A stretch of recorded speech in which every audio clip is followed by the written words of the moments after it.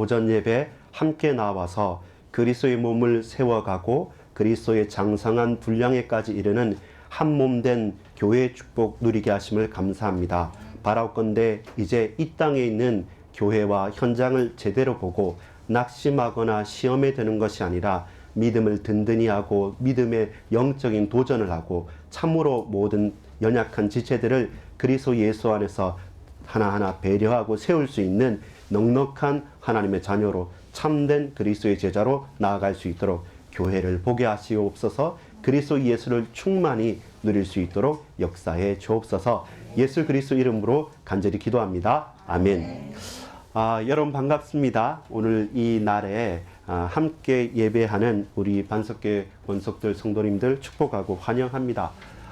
완연한 봄 맞습니다. 근데 완연한 봄인데 요즘에 그 축제가 많지 않습니까? 근데 그 최근에 며칠 상간에서 좀 꽃샘추위 같은 추위가 한 번씩 엄습하다 보니까 꽃이 피는 시기가 개화 시기가 웬만하면 맞는데 좀 늦어진 것 같습니다. 그래서 뉴스에 보면 꽃 피지 않는 축제 이렇게 해서 제 고향이 경남 진해라서 군항제 이렇게 보면 항상 그 예민합니다. 이때냐 저때냐.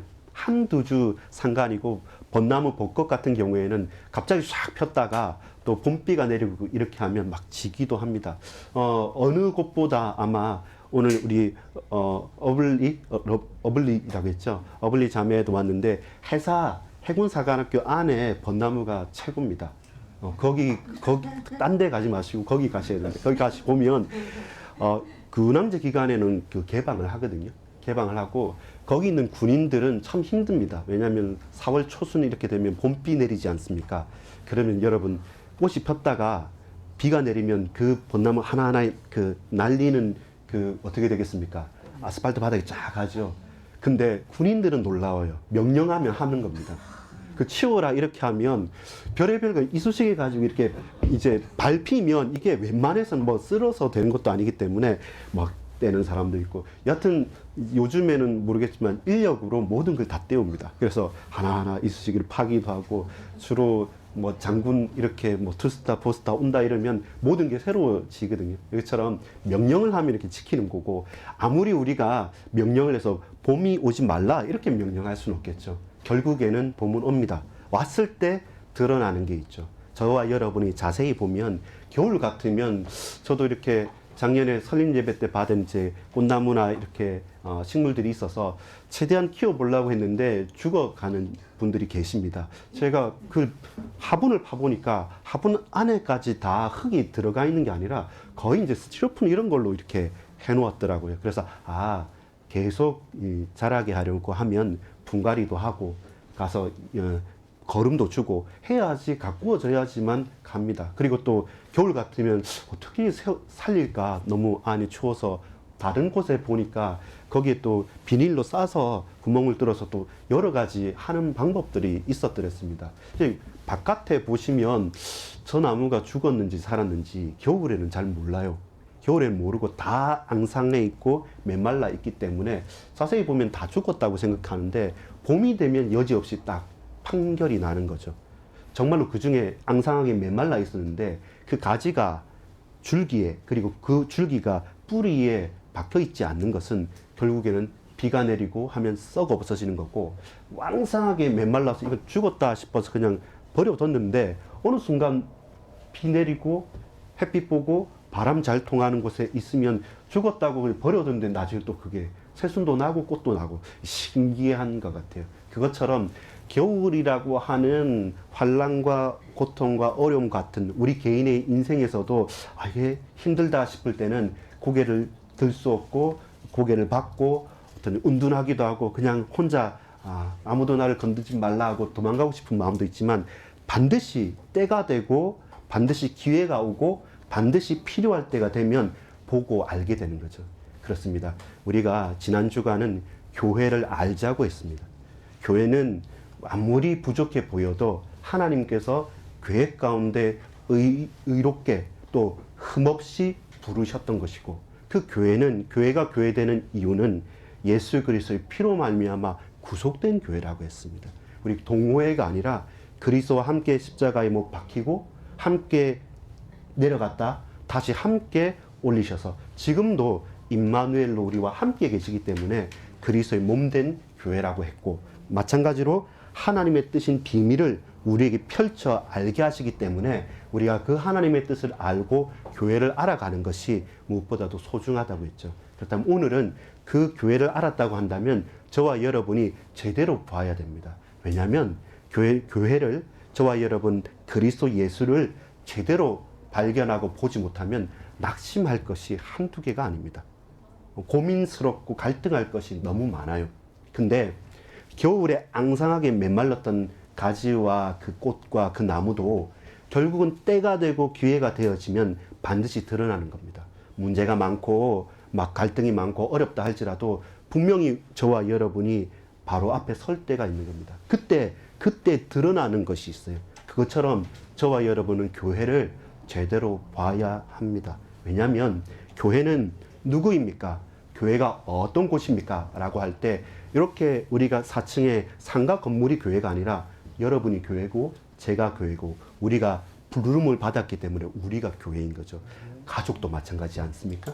우리가 아파트에 살 수도 있고 지하 단칸간에 살 수도 있고 저 옥상에 옥탑방에 살 수도 있는데 그게 가정이 아니에요. 가정은 나와 부모와 형제와 동기가 함께 먹고 함께 마시고 함께 거하는 것이 가정이고 가족이지 않습니까? 그건 형편처지에 맞춰서 평수를 늘릴 수도 있고 평수를 좀 줄일 수도 있습니다. 그런데 가족이 화목하면 이곳이 어디든지 관계없죠. 그러나 가족이 불화하면 아무리 대궐 같은 곳이라 할지라도 그것은 지옥과 같은 곳일 수밖에 없는 겁니다. 제대로 봐야 되는 거죠. 정확하게 봐야 하는 겁니다. 교회는 부름받아 모인 사람들의 모임입니다. 불러냈다는 겁니다. 어떻게 해요? 이 땅에서 이 세상에서 불러낸 겁니다. 원래 에클레시아라고 하는 교회라는 단어가 어디에 쓰였냐면 군대에서 쓰인 겁니다. 군인들이 그렇잖아요. 군인들이 이 땅에 평상시에 그냥 있는 것 같아도 군인들은 항상 전쟁이 일어날 수도 있고 문제가 일어날 수도 있으니까 우리는 쿨쿨 잘 수 있지만 군인들은 불침범을 씁니다. 이게 내일 전쟁이다 하면 그 전날 준비하는 게 아니라 언제 어떻게 일어날 수 있는지 모르기 때문에 항상 경계하면서 그 평화로운 시민들 속에서 따로 불러내서 임무를 맡긴 사람들이죠. 마찬가지입니다. 우리가 이 땅에 흩어져서 각자의 저마다의 목적을 위해서 살아가는데 그 가운데서 하나님께서 당신의 뜻하신 바 계획이 있어서 저와 여러분을 이렇게 불러낸 겁니다. 불러내서 그걸 다 모아놓은 거예요. 하나하나 이렇게 모래알처럼 딱 이렇게 흩어놓은 것이 아니라 그들을 특별히 불러내셔 모으신. 그래서 부름받은 자들의 모임인 거죠. 그래서 저와 여러분이 교회인 거죠.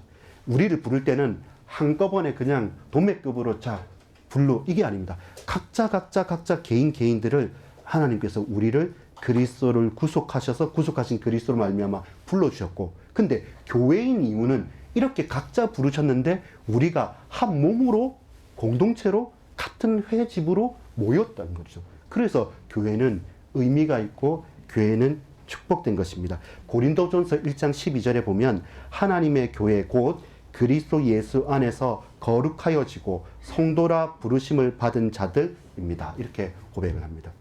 거룩함으로 우리를 불러내셨다는 것.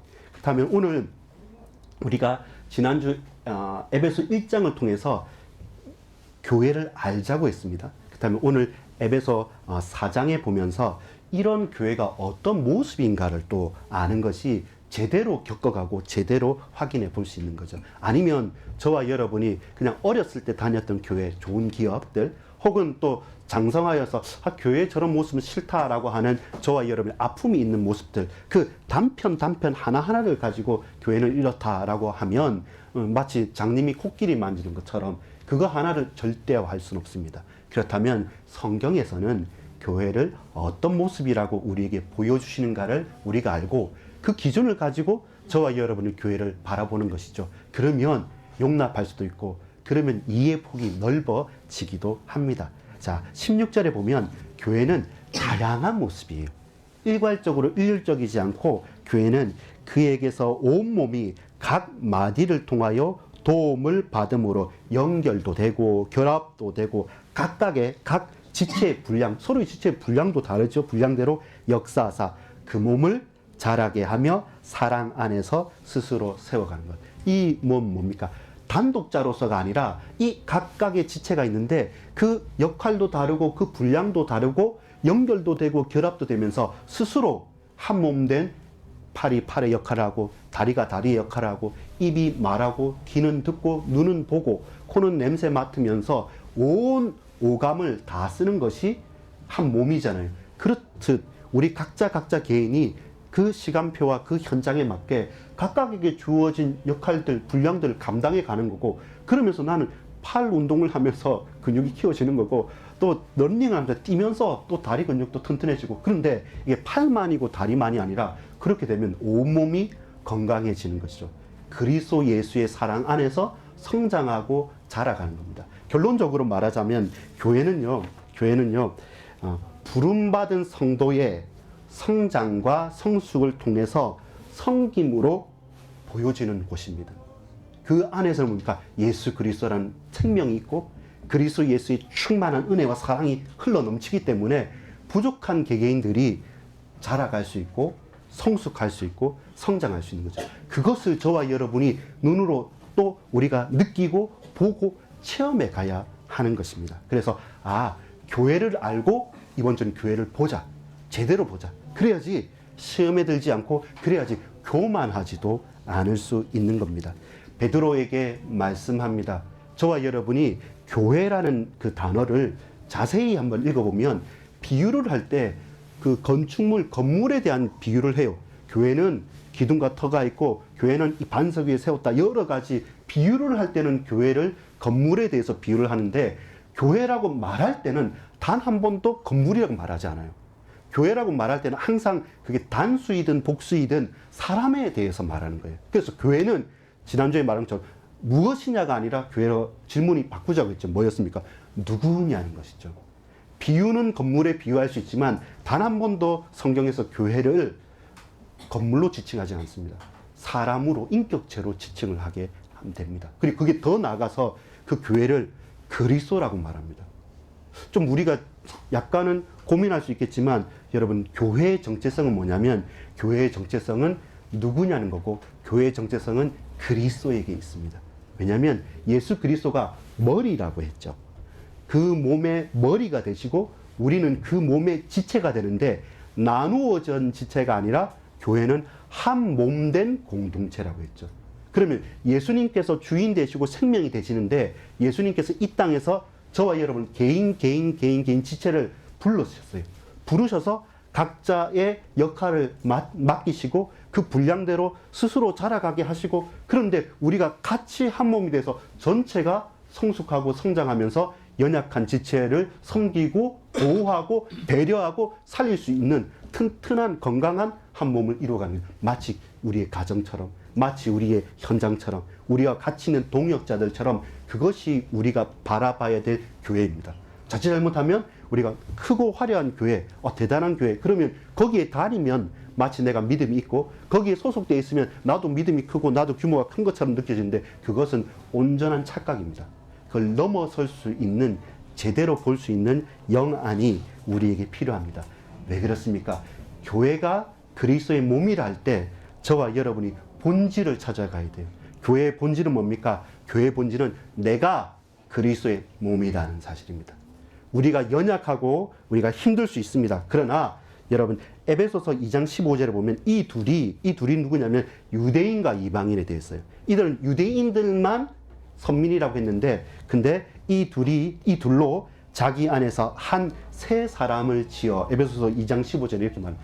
하나의 새 사람을 지어간다라는 건 뭐냐면, 이전까지는 유대인, 우리는 선민, 이방인, 너희는 저 바바리안, 저 천민, 이렇게 나눠서 자기 주장만 하고 살았는데 그 둘이 새로 한 몸으로, 한 사람으로 새롭게 지어가는 그곳이 어디냐면, 더 이상 성전에서, 예루살렘 성전에서 소를 잡고 양을 잡고 제사를 지내고 율법을 지키는 그것이 선민이 아니라 이제 그리스도의 피로 말미암아 구속, 곧 믿고 제사함을 받은 저와 여러분으로 말미암아 우리가 신분과 남녀노소 기천을 필요 없이 그리스도 안에서 새 사람이 되어졌다는 겁니다.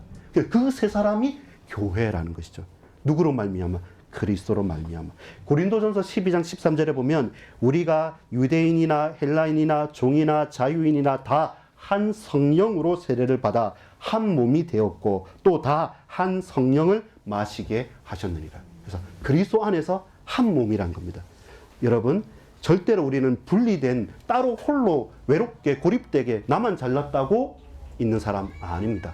우리는 반드시 부름은 각각이 받았지만 우리가 살아가는 모든 삶의 이유와 존재의 목적은 한 몸 된 그리스도의 지체로 살아가는 것이 하나님의 놀라운 계획입니다. 하나님의 영이며 그리스도의 영이신 성령도 한 분이십니다. 오늘 에베소 4장 4절에 보면 몸이 하나요 성령도 한 분이시니 이와 같이 너희가 부르심의 한 소망 안에서 부르심을 받았느니라. 5절에 주도 한 분이요 믿음도 하나요 세례도 하나요 하나님도 한 분이시니 곧 만유의 아버지시라. 만유 위에 계시고 만유를 통일하시고 만유 가운데 계시도다.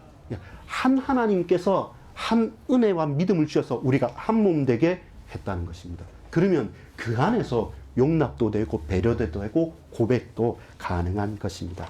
여러분, 그때 이제 좀 고민이 되는 거죠. 그때 무슨 고민이 되냐면 내가 친하거나 내가 잘 알면 좋은데 막상 남이 내 같지 않거든요.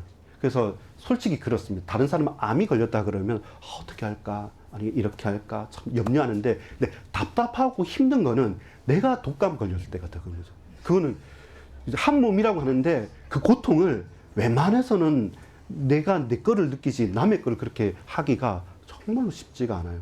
근데 그리스도께서 바로 그 모범을 보여주신 것이죠. 교회가 그렇게 세워져 가는 것입니다. 교회가.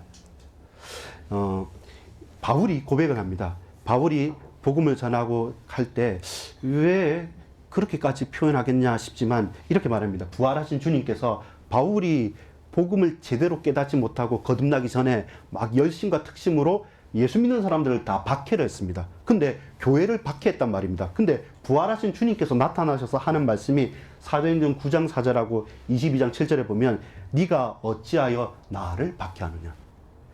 그 그리스도를 예수님을 말할 수 있는 그 단어에 거의 다 대다수 또 그 사도행전에 보면 교회를 박해하고 교회를 힘들게 하고 왜 교회를 업신여기느냐.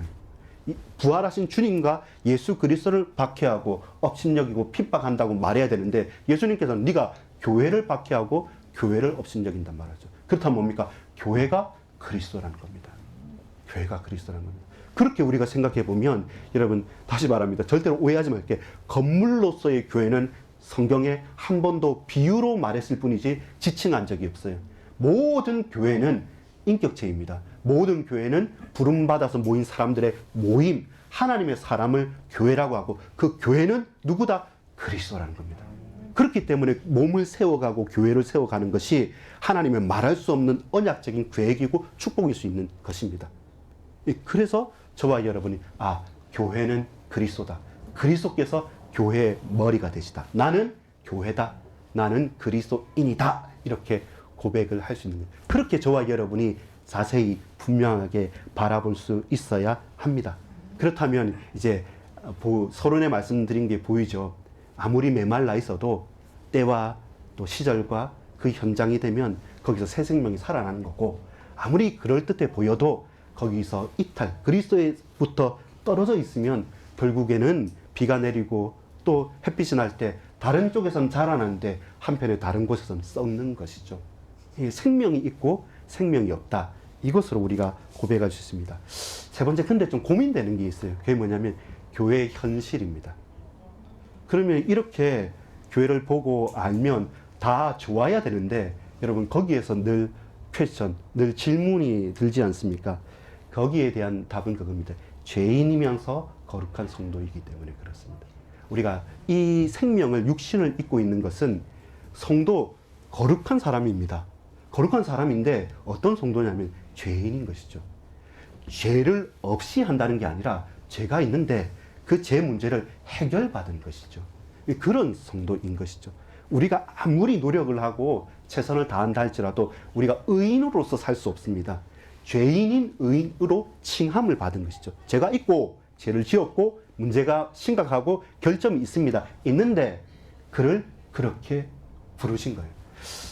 광주에 있을 때 저 아파트 라인하고 이렇게 이제 복음 전하고 또 성경 공부하고 이렇게 구역 예배 가는데 한 권사님이 항상 전도의 열심히 있는 분입니다. 근데 이분이 하는 말씀이 이제 1층에서 띵동 이제 누르고 올라가는데 이제 막 반갑게 인사를 해요. 반갑게. 왜냐면 타는 분들이 한 번씩 마주칠 수 있지 않습니까? 그래서 저도 이제 같이 인사를 하고 가는데 다 이제 인사하고 들어가고 하는데 5층에 있는 아주머니셨어요. 그래서 저분 제가 기도하고 있습니다. 하는데 그때가 어느 때냐면 한 3월에서 4월 넘어갈 때예요. 여러분 그 부모님들 초등학생 등 부모님들 보시면 3월 4월 되면 문자 딱 옵니다. 문자. 무슨 문자 오냐면 확인해 볼 수 있는 그것도 주민등록번호 치고 들어가야 됩니다. 무슨 문자냐면 우리 동네에 우리 집 근처에 그 성범죄자 아동 특별히 이런 부분들은 딱딱 떠요. 딱 뜨고 부모들은 그걸 확인해서 그 사진하고 인상착의하고 언제 무슨 일인지 다 보입니다. 근데 그 5층 아주머니 아들이 그러니까 평상시에는 막 잘해주고 하더라도 그 시점이 되면 주위에서 어떻게 했습니까? 근데 그 아들을 내가 아들 아니다 해야 됩니까? 그런 게죠. 그게 딱 드러났을 때 부모의 부분들 그 아파트 그 라인에 사는 사람들 쉽지가 않죠. 근데 그 어머니는 그때 더 잘하시더라고요. 내 자녀, 내 자식, 허물 감싸고 가시더라고요. 그렇게 묵묵하게 가니까 그 사람을 봐서가 아니라 그 부모를 보고 그 어머니를 보고서 이제 누그러뜨려지는 거죠. 실수했고 또 문제 있고 잘못한 건 맞지만 근데 저 부모가 끝까지 책임지고 그렇게 관리하면 옛날에 저렇게 했지만 되겠다. 이 안심이 되는 것이죠. 그게 가족이고 부모 자녀입니다. 하물며 그 혈연 관계라고 하더라도 그렇게 하는데 하나님께서 우리를 위하여 교회를 위하여 사랑하신 것은 자기 몸을 버리시면서까지 십자가 지면서까지 이번 주간 고난주간 종료주간에 우리가 묵상해야 될 것은 그것입니다. 우리가 감당하고 우리가 해결할 수 없는 것까지 몸된 교회 당신 자신을 위해서 다 쏟으셨다는 겁니다. 그게 교회인 것이죠. 그럼 조금만 우리가 한번 입장을 바꿔 생각해 보면 내 부모가 혹은 내 형제 자매가 이렇다고 해서 아픈 손가락이라고 해서 그걸 아프다고 해서 잘라버리겠습니까? 그럴 수 없죠. 그렇기 때문에 교회인 것이죠. 그래서 우리 스스로 서로 용납하고 우리 잘해보자고 하는 동호회도 아니고 돈 벌자는 회사도 아니고 우리가 뭔가 다른 조직체도 아닙니다. 우리만의 끈끈한 조직체가 아닌 이유는 이 속에 생명이 없고 그리스도께서 주인이 되시고 머리가 되지 않으면 결단코 우리는 하나 될 수도 없고 하나 된다 한들 그건 더 큰 문제를 한계를 가져올 수밖에 없는 거죠. 반드시 드러나요. 반드시 사단이 나고 반드시 걸림돌로 작용할 수밖에 없어요. 사람이요 100명, 1000명, 10,000명 있어도 하나 되지 않습니다. 여러분 제가 그 학생들이나 누구 만났을 때 커피 주문을 해도 그냥 이제 눈치 보면 우리 부장님이 또 누가 아메리카노 이렇게 하면 아메리카노 라떼 이 정도로 되는데 요즘에 NZ세대들은 거기에 다서 뭐 프라푸치노에 뭐 자바칩 추가해가지고 뭐 정신이 없어요. 그거는 직접 주문하지 않으면 안 돼요. 그러니까 그게 이제 당연한데 우리는 해도 통하지 않아요. 사람의 마음과 생각과 기호라는 게 어떻게 맞춰집니까? 불가능하죠. 근데 불가능한 그 가운데 우리가 교회를 보니까 거기에 연약한 내가 보이는 것이 아니라 연약한 나를 구원하신 그리스도가 보이는 거예요. 대단하고 잘났고 저 사람이 뛰어난 게 아니라 그 사람조차도 무릎 꿇고 저런 분도 그리스도 앞에 무릎 꿇고 하나님의 은혜를 간구하구나. 우리가 가야 될 것이 어디구나. 우리 볼 수 있는 우리가 바라볼 수 있고 고백할 수 있는 것들이 완전히 새로워지게 되는 것입니다. 여러분 세례를 받는 것도요 하나의 증표이지만 어떤 증표냐면 내가 모자란다는 고백입니다. 자랑스러운 고백이 아니라 우리가 임직을 하는 것도 그렇습니다. 저와 안수를 받고 임직을 하고 또 직분을 받는 것도 그게 가능하기 때문에 아니라 받을 자격이 없는 우리인데 하나님께서 우리에게 은혜 베푸시고 복 주시고 역사하시면 이런 연약한 나도 그리스도 예수 안에서 성도들을 위해서 우리의 자녀들을 위해서 우리의 연약한 심령들을 위해서 그 역할을 감당하라고 믿음으로 우리가 받는 거죠. 그래서 항상 우리에게 주어진 모든 직분과 임무와 우리에게 다가온 것들은 모자람의 고백입니다. 그래야지 저와 여러분이 교만하지도 않고 저와 여러분 자만하지도 않을 수 있습니다. 결국은 서로 용서하고 사랑하지 않으면 안 된다는 게 교회입니다. 거룩하고 완전한데 분명히 중요한데, 근데 계속적으로 저와 여러분이 그리스도 안에서 서로 고백하고 용납하고 사랑하지 않으면 지어질 수 없는 존재가 교회인 거죠. 그러면 여러분 좀 보여집니까? 아, 갈등하구나. 또 서로 잘 안 맞구나. 그래? 그래서 그도 나도 우리도 그리스도 예수 그분이 머리 되셔야 되겠구나. 그 앞에서 내가 입을 닫고 그 앞에서 내가 참고 인내하면서 그 앞에서 내가 보이지 않는 곳에서 섬길 수 있구나. 이게 나중에 되면요, 꿈틀꿈틀해지는 거예요. 항상 우리가 뭔가를 주장하기 시작하면 니만 할 수 있냐 나도 할 수 있게 이래 되는데, 근데 그게 약간만 바꿔버리면 한없이 또 다른 고백이 됩니다. 저번에 에머스 목사님 얘기를 했는데, 에머스 목사님 미국 사람이지 않습니까? 생긴 거는 완전 한국 사람이에요. 오리지널 한국 사람입니다. 그래서 다 오해할 수 있는데, 이분은 1.5세가 아니고 2세예요. 태어났어요, 거기서. 모두 가족들이 할머니, 할아버지하고 다 한국적이기 때문에 그 한국말도 알고 할 수 있었지만, 태어난 사람이란 말이죠. 2세란 말이죠. 그러면 껍데기는 한국 사람이고 표정도 한국 사람입니다. 근데 생각하는 것은, 여러분 제가 살짝 물어봤어요. 미국하고 한국하고 축구하면 누구 응원합니까? 그래서 저 웃더라고요. 그래서 누구일 것 같습니까? 이렇게 얘기를 여러분 누구를 응원하겠습니까? 에머스 목사님은? 자, 벌써 우리가 갈리죠. 우리 생각이 이렇게 벌써부터 갈리는 게, 절대로 하나 될 수 없습니다. 다 이제 갈리게 되는데요. 제가 그래도 관계가 좋았던 건 뭐냐면, 기대 수준을 확 낮췄어요.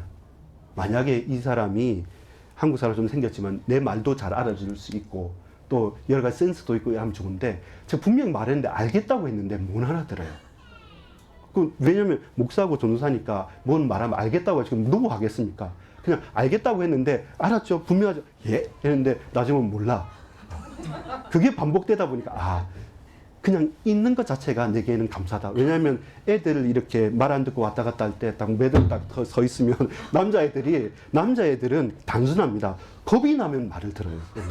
중학생들은 아무 뭐 잘해주고 그 관계 없고, 겁나는 사람 앞에서는 말을 딱 들으니까 우리 역할을 맞춰서 하자 이렇게 해서 겁나는 역할, 그것만 해도 감사하니까.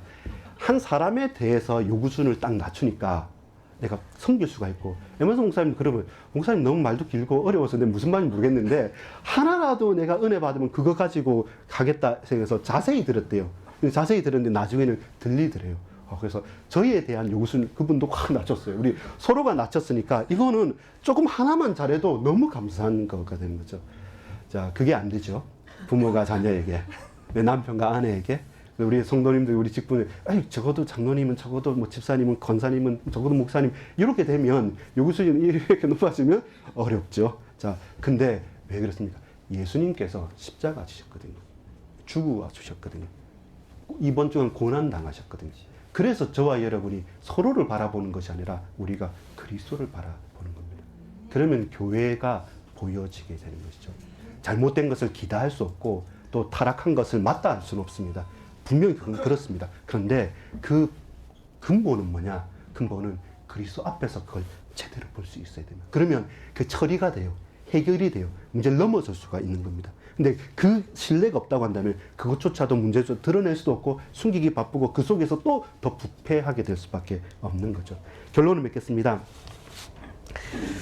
교회를 봅시다. 거룩하지만 문제가 많은 아주 신비한 공동체입니다. 거룩한데 이상 문제가 많아요. 근데 아무 힘 없어 보이는데 힘이 있어요. 능력이 있어요. 세상이 막 억압하고 죽이려고 하더라도 끝까지 살아남아서 세상을 바꾸는 곳이 교회 공동체인 겁니다. 그게 교회입니다. 그 교회를 저와 여러분이 보시기를 소망합니다. 우리가 부름받은 사람들이라 했죠. 그 에클레시아, 부름받은 사람들의 모임. 근데 이 교회가 다른 단어로 표현됩니다. 디아스포라. 디아스포라는 뭡니까? 흩어진 유대인이란 겁니다. 그게 교회예요. 우리는 오라 해서 모였어요. 근데 갑자기 이제는 마태복음 28장, 사도행 1장 8절 가라라는 겁니다. 언제는 오라 하셨다가 이제는 땅끝까지 가라고 그럽니다.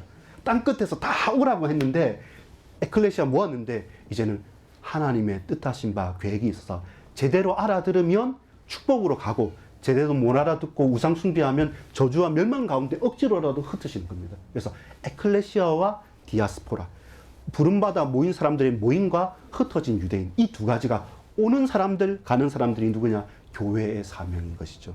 교회의 사명. 항상 우리는 모여야 됩니다. 모여서 같이 함께 해야 됩니다. 그렇게 우리는 자라가는 것입니다. 그러나 우리는 거기에 머물러 있으면 항상 어떻습니까? 타락하게 됩니다. 썩게 됩니다. 또 그 안에서 갈등하게 됩니다. 그래서 교회는 가야 되는 것입니다. 흩어져야만 됩니다. 항상 모이는 이유가 흩어져서 이 복음을, 이 생명을 어떻게 더 전하고 누리고 증인으로 살까라는 사실. 항상 우리는 모이고 흩어지는 교회로 나가야 됩니다. 그래서 우리는 소금이고 빛이 되라가 아니라 이미 소금이고 빛인 겁니다. 항상 우리가 착각하는 것이 모여서 우리가 이것도 많이 배우고 이것도 많이 하고 잘하면 그제서야 가는데 그렇지 않습니다. 모이는 즉시 우리는 흩어지는 겁니다. 그리고 그것을 주께 맡기는 겁니다. 빛으로 소금으로 그 역할을 감당하는 겁니다. 교회의 존재의 이유는 불꽃입니다. 불꽃의 존재의 이유는 불꽃 그 그림으로 보는 게 아닙니다. 불꽃이 불꽃인 이유는 타고 있기 때문에 그렇거든요. 교회가 교회인 이유는 이 복음으로 늘 살아서 불꽃으로 타고 있어야 됩니다. 타올라야지만 불꽃이고, 나가서 이 복음을 전하고 이 복음대로 붙들고 분투하며 살아가야지만 교회인 것이고 성도인 것입니다. 거룩하다고 부른 것뿐만 아니라 거룩하게 살아가십시오. 거룩하게 살아내십시오. 불꽃처럼 타오르셔서 저 메마른 대지 위에 저와 여러분 오직 복음 가지고 살려내는 생명적인 역사가 있는 교회 되는 축복을 제대로 보는 저와 여러분 되기를 소망합니다. 기도하겠습니다. 아버지 하나님 감사합니다. 이날에 교회를 알고 그리스도의 한 몸 된 교회를 제대로 볼 수 있도록 내가 그리스도의 지체요, 그리스도가 나를 통하여서 몸된 교회를, 우리 가정을, 우리 가문을, 우리 모든 성도님들을 세워감을 믿습니다. 예수 그리스도 이름으로 간절히 기도합니다. 아멘.